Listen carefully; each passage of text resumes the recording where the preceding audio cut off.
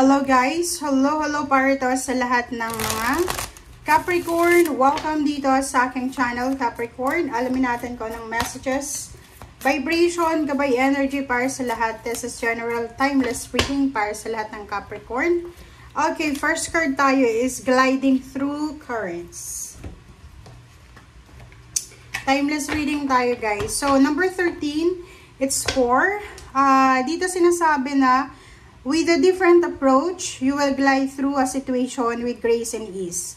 Going inward and bringing your understanding, perspective, or behavior into flow will help your dreams take flight. So, Capricorn, siguro meron tayong mga strategy ngayon sa buhay natin na hindi nag-work. Parang gano'n. Yung parang ginawa mo na yung lahat pero wala pa rin.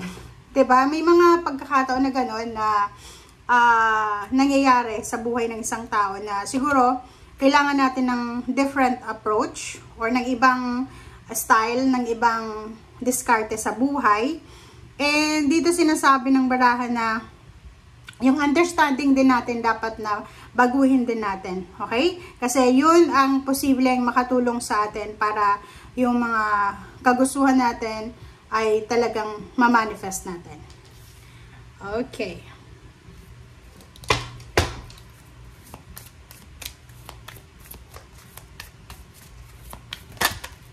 Okay, second card is last quarter moon in Taurus, be proud of yourself. Okay? Be proud of yourself. Sinasabi ng bara sa'yo dito, Capricorn, na maging proud ka sa sarili mo dahil sa dami-daming achievements na nakuha mo dito sa mundo or marami kang pinagdaanan sa buhay na hindi alam ng mga tao. May mga silent battles ka na pinanalo sa buhay. Kaya kailangan mong maging proud talaga sa sarili mo. Okay, thank you, Capricorn.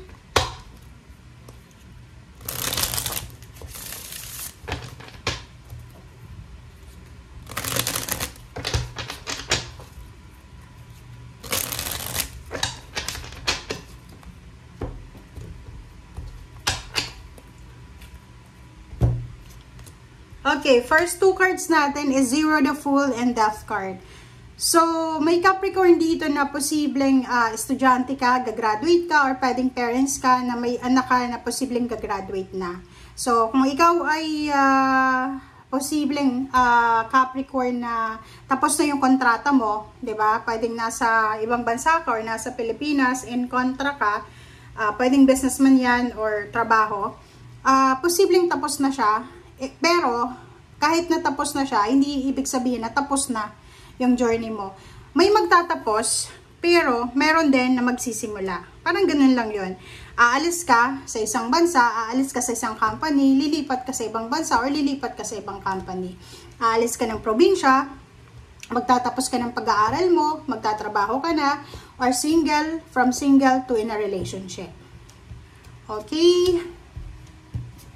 Okay, next card natin. Sa usaping relationship, siguro mayroon kang hinihintay na mangyayari tungkol sa iyong karelasyon. Pwede yung karelasyon mo, maraming pinapangako sa'yo na ganyan ganito, bibigyan kita ng magandang buhay, ng successful na future, pero until now, hindi pa rin niya na ibibigay. So, sinasabi ng baraha, just give him or give her another chance or be patient. Okay?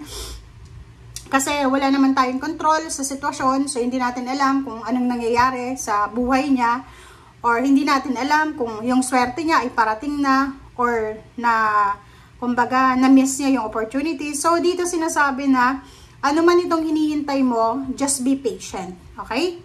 Next card is Four of Cups. Ganun din, sinasabi ng bara sa'yo na kailangan mong magpasensya, kailangan mong maghintay, patiently waiting ka dapat. Hindi ka dapat na agresibo. Alisin mo yung mindset na kailangan ngayon mismo, ora mismo. Alisin mo yan. Okay, Four of Wheels and then Nine of Wands. So, nakikita ko sa'yo dito, pagod ka, Capricorn. May isang Capricorn dito na pagod na siya sa pagtataguyod ng kanyang pamilya. Pagod na siya sa mga pagdadala niya ng mga obligasyon, responsibilidad. Kasi pagod na ang Capricorn na to. And yung Capricorn na yan ay wala naman siyang ibang hangad kundi mabigyan ang kanyang pamilya ng kaligayahan, may taguyod yung mga kamag-anak, parang ganon. But nakikita ko sir dito, pagod na pagod ka na sa araw-araw na walang pera. Pagod na pagod ka na sa pag-iipon, pagod na pagod ka na sa pagtatrabaho, sa pag-aaral, sa pagpapasensya. So nakikita ko sir dito na parang ano ka, anong tawag dyan? Hirap na hirap ka na. Diba? Hirap na hirap ka na talaga.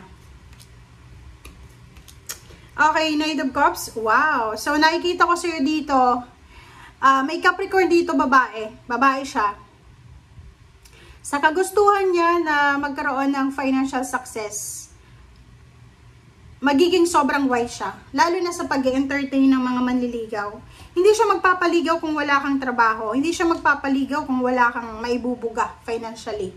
So, yung Capricorn na to, napaka matalino niya sa usaping pera.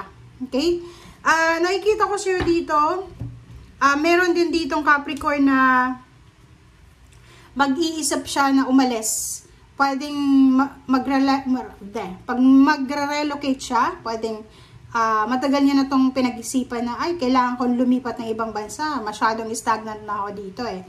So, dito sinasabi ng baraha sa'yo na isang opportunity ang pwedeng dumating sa'yo. Yun nga, pwedeng may manligaw sa'yo, pwedeng may mag-offer sa'yo ng trabaho.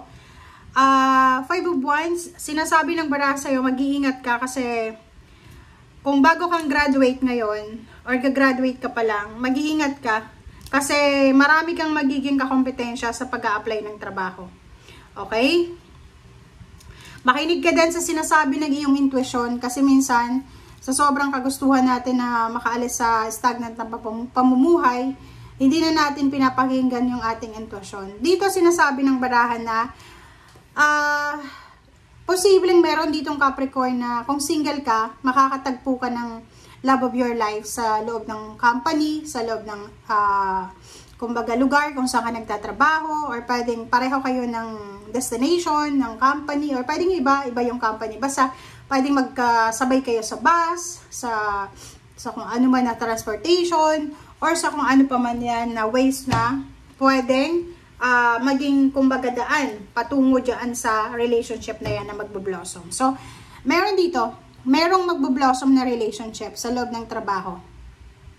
And if naman ikaw, in a relationship ka, tapos palagi kayo nag-aaway, palaging magulo, sinasabi ng baraha sa'yo dito na kailangan mong magpasensya. Kailangan mong trabahuhin yung relationship. Kasi yung relationship natin, dalawang tao yung involved dyan eh. Hindi lang isa yung magtatrabaho dyan. Kailangan dalawa. Dalawa yung ipaglalaban yung relationship nyo. Okay? Thank you guys for watching. Bye!